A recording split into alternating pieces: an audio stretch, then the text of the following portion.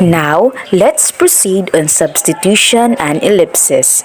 Let's go on first on substitution, which substitute word or phrase is replaced by another. Substitution is a type of cohesion that maintains relations on the lexico-grammatical level of a sentence, or a sentence and a text. It is performed by using a substitute that is a sort of counter employed in place of the repetition of a particular item. For example, which book do you want? I'll take the red one. In this example, the word book is substituted by one. Substitution may be nominal and also verbal and clausal substitution. As in the example given, the word book is substituted by one. When we say nominal substitution is the replacement of a noun or a noun phrase by a nominal substitute, one or ones or same. Nominal substitution functions either as the head of nominal group or as to presuppose an entire nominal group. We have an example of a replacement of a noun or the head of the nominal group. Have you any knives? I need a sharp one. One for knives functions as the head of the noun. And also we have an example of replacement of a noun phrase. He studied the whole text last night. I did the same. The whole text last night is replaced by same, or presuppose an entire nominal group. Also, we have verbal substitution. The verbal substitution in English is do. This operates as head of a verbal group in the place that is occupied by the lexical verb, and its position is always final in the group. For example, the words did not come the same as they used to do. And in replacement of a noun phrase, I don't know the meaning of half those long words, and what's more, I don't believe you do either. Here, the first do in the first example substitutes for come. That in second example substitutes for know the meaning of half those long words. Next, let's proceed in clausal substitution. There is one further type of substitution in which what is presupposed is not an element within the clause but an entire clause. The words used as clausal substitutes are so and not.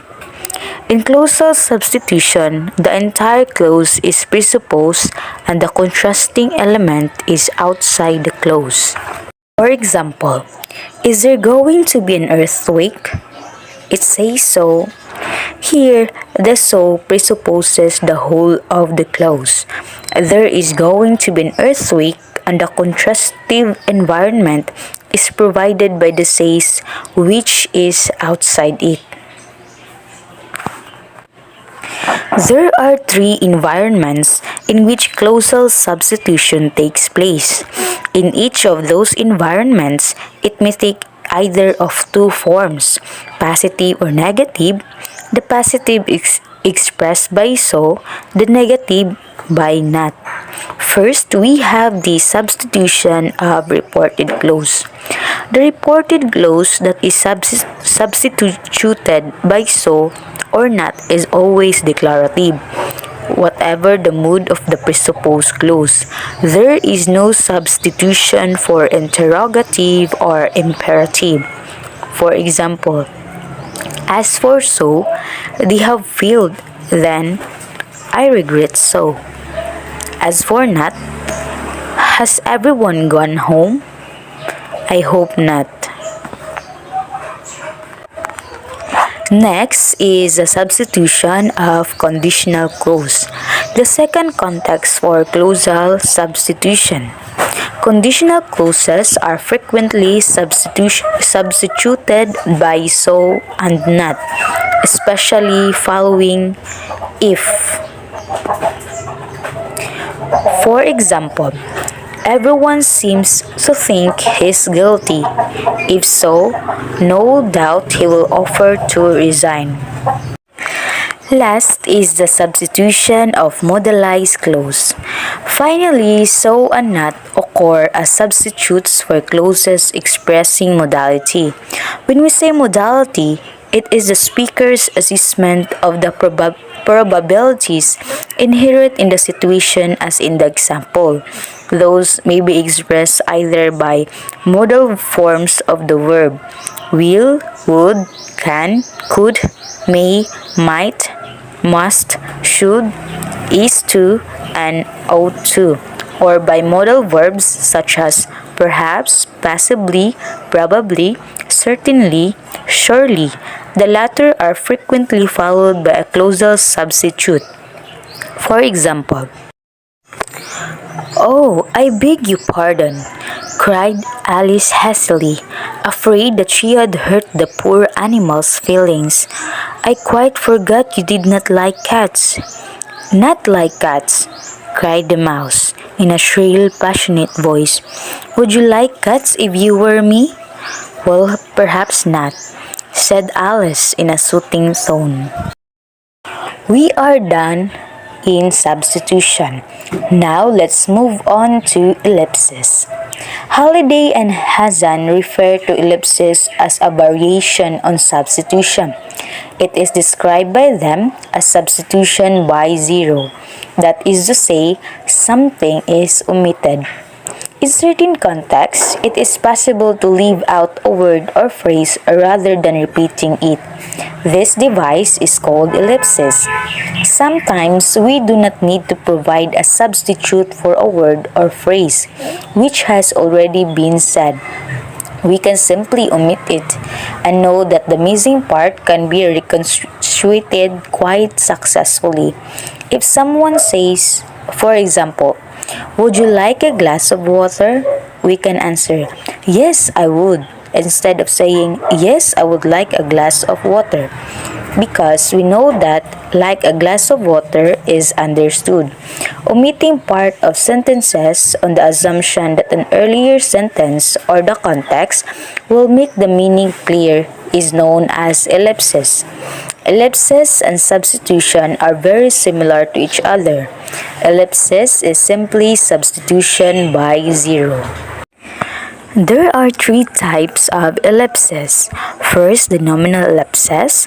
Second, the verbal ellipsis. And the last one, the clausal ellipsis. Firstly, nominal ellipsis. Nominal ellipsis often involves omission of a noun headword. For example, Nelly liked the green tiles. I prefer the blue. For this type of sentence, it is a nominal ellipsis because the word tiles involves omission of noun headword. Secondly, the verbal ellipsis. Ellipses within the verbal group may cause greater problems. Two very common types of verbal group ellipses are what Thomas in McCarthy states. They are echoing and auxiliary contrasting. Echoing repeats an element from the verbal group. For example, "Will anyone be waiting?" "Jim will." "I should think." For this type of the sentence, it is verbal ellipsis because repeats an element from the verbal group of the word will. Next, the children will carry the small boxes. The adults will carry the large ones. Where will carry is applied from the first clause to the second, and this is a type of main verb ellipsis. Proceed to contrasting is when the auxiliary changes. For example, has she remarried? No, but she will one day, I'm sure. This is the example of contrasting is when the auxiliary changes.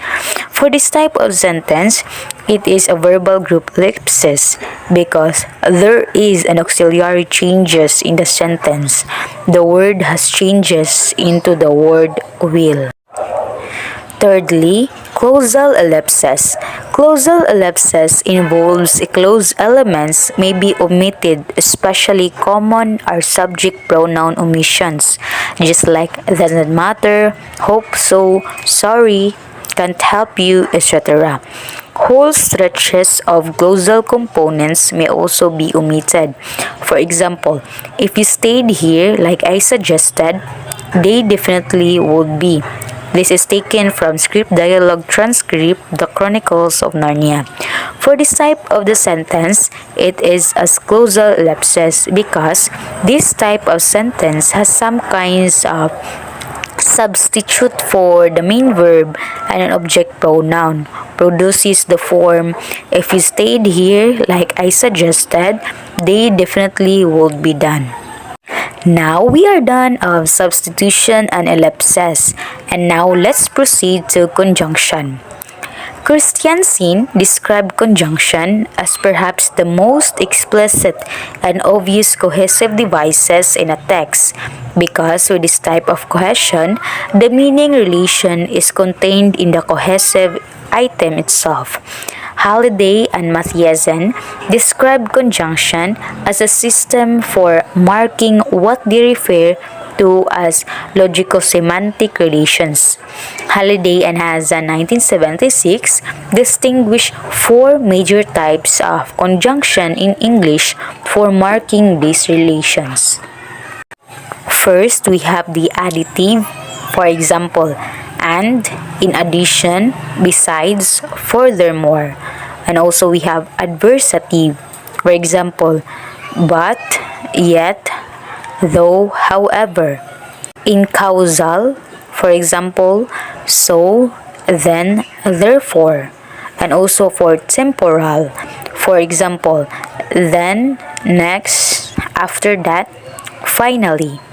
Some conjunctions may occur at various places in the clause, just like this. Mark is an excellent teacher.